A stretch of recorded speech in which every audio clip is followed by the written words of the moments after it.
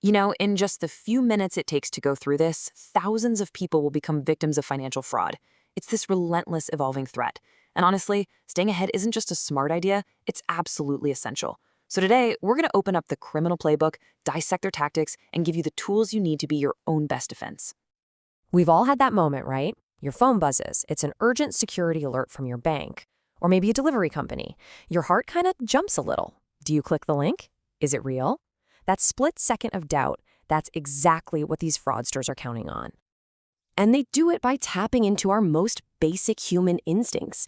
In fact, research from FinCrime Intelligence shows that fraudsters are really zeroing in on 3 core things: our trust in authority, our desire for a great deal, and even our basic kindness and willingness to help. These aren't just simple tricks anymore. We're talking about sophisticated attacks designed to get right past our common sense. And that's because the whole battlefield has changed. This isn't about someone picking your pocket on the street.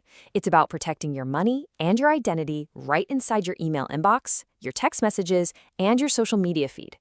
These are the digital spaces we live in and trust every day, and that's precisely what makes these new threats so incredibly dangerous.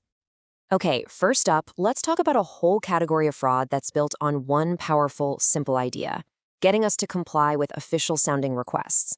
This is all about them pretending to be the bank, a government agency, or even the police, and using our built-in trust against us.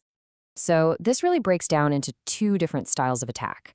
On one side, you have smishing. Think of this like a criminal casting a giant net, sending out thousands of texts, hoping to catch a few people. Then you have safe account scams, which are much more personal, like a targeted spear phishing attack over the phone. Different methods, but the same goal: to make you panic and act without thinking. So what exactly is smishing? Well, it's just a mashup of SMS and phishing. These are those texts you get saying your account is locked or a package is stuck, and there's always a handy link to fix the problem. But that link, that's the whole trap. It's built to steal your login info or your passcodes. And this quote right here gets to the heart of why it's so effective. The psychology is kind of sinisterly brilliant. They use trigger words like urgent or action required to create panic. That kicks in our fight or flight response, and when that happens, rational thinking just goes out the window. We're way more likely to just click first and ask questions later. So, how do you fight back? It's actually a really simple 2-step process. First, just stop. Take a deep breath. Never, ever, ever click a link in a text message you weren't expecting. Second, validate it. If you're worried it might be real, just go directly to the company's official website or call the number on the back of your card. Don't use the info in the text. Now, this brings us to something that can be way more devastating: the safe account scam. This is where a criminal calls you pretending to be from your bank's fraud team. They sound calm, professional, they use all the right lingo, and they convince you that your money is in immediate danger and you have to move it to a new safe account. Of course, it's an account they control. This is social engineering 101. It's the art of manipulating people. They'll create this insane pressure, telling you your life savings could be gone in minutes if you don't act now. They might even have a little bit of your personal info to make them seem totally legit. They are exploiting that deep-seated trust we all have for the bank. Okay, this is the most important takeaway, so listen close. Your bank will never, ever call you and ask you to move money to a different account for security reasons. It just doesn't happen, period. If you get a call like this, the only move is to hang up. Just end the call. Then, if you're worried, you call your bank yourself using the number on the back of your card. All right, let's switch gears. We've talked about scams that play on our fear. Now let's look at the ones that prey on another powerful human emotion: desire. These are the cons that hook us with the promise of an amazing bargain, a once-in-a-lifetime investment, or a super fast profit.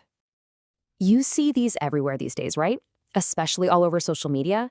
They have these slick websites, super professional-looking ads, and they're promising you insane returns on things like crypto or some exclusive new bond. The only problem? The investment itself is completely fake. And this is the #1 red flag, the ultimate too-good-to-be-true test. A normal, legitimate investment might get you a pretty modest return. But scammers, they promise returns that are just completely off the charts. If an offer looks ridiculously better than anything else out there, it's not your lucky day. It's a trap. So your defense here is a healthy dose of skepticism. You have to question any promise that seems too good to be true, because it is. And before you even think about investing a single penny, talk to a regulated, independent financial advisor. They'll tell you real quick if it's a genuine opportunity or just a well-packaged ripoff. Oh man, this one is so common. You're scrolling through social media. You see an ad for something you want at an unbelievable price. You click, land on a really nice looking online store, you put in your card details, and then nothing. The product never shows up. The whole store was just a ghost, built to skim payments and then vanish. And here's why we see so many of them. For a criminal, it's super cheap, it's easy, and it's anonymous to set up a fake store. It's a high reward, low risk game for them, which means we all have to be extra, extra careful. Stick to reputable, well-known websites you already trust. Now, this last category, this one is maybe the most insidious, because these scams don't just steal from you. They manipulate you into becoming part of the crime itself, a lot of the time without you even having a clue what's happening. A romance scam is the long con. A fraudster will create a totally fake online profile and then spend weeks, sometimes months, building what feels like a real, deep emotional connection with you. Once they've got that trust, that's when the money requests start. For a sudden medical emergency, a business deal gone wrong, or a plane ticket so they can finally come meet you. Protecting yourself here really comes down to two golden rules. Number one, never, ever send money to somebody you only know online. And number two, be really suspicious of anyone who always has an excuse for why they can't jump on a video call or meet in person. Those are giant flashing red flags. So this is how criminals actually clean the money they steal. They'll post these fake job ads online for things like payment processors or financial agents. The job sounds easy. Just receive money into your bank account and then transfer it somewhere else. And you get to keep a small cut. But that money is stolen, and you've just been turned into what's called a money mule.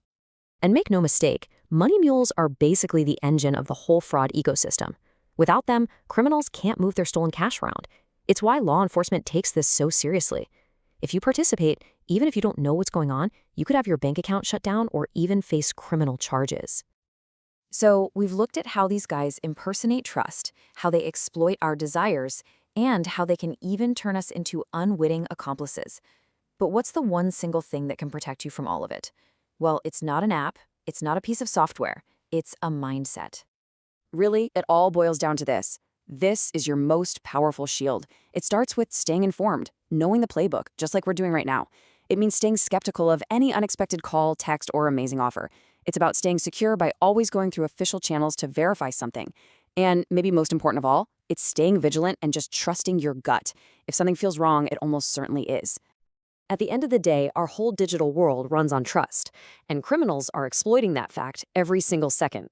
So the real question for all of us is this: are we prepared to take that extra moment to pause, to question, and to be our own final line of defense? Stay safe out there,